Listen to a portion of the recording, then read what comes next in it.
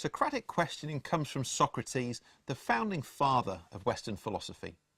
Socrates never wrote anything down, but we know about his thought and his actions from the work of Plato, one of his pupils. In Plato's dialogues, Socrates is the main character.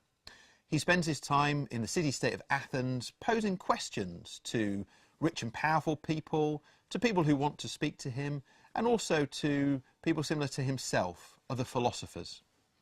Socrates' aim is to use questioning to help people think more deeply about the concepts and categories they take for granted and they use in their everyday life. So we can use Socratic questioning in the classroom to really stretch and challenge the thinking of our learners. Subsequent philosophers have suggested that Socrates asks roughly 4 different types of questions. And I'd just like to take you through each of those types one by one. Gadfly questions. These questions nip away at student thinking, like the gadfly on the savannah that nips away at the lion. The lion swishes its tail and the gadflies disappear, only to return a few minutes later.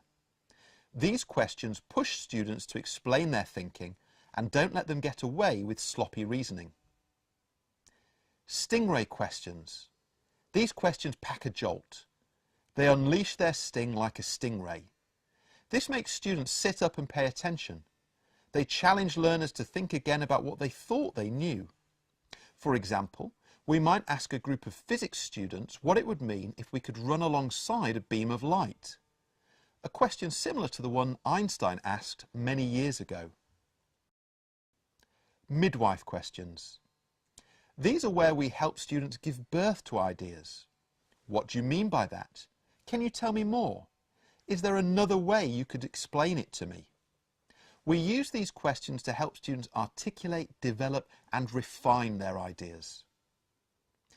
Ignoramus questions. This is where we play dumb.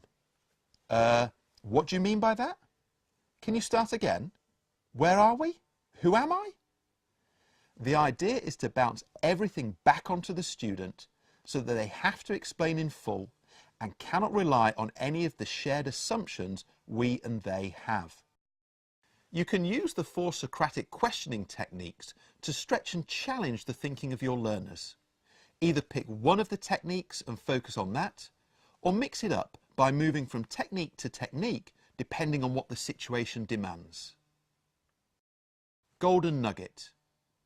You can use the Socratic questioning styles to stretch and challenge the thinking of your learners.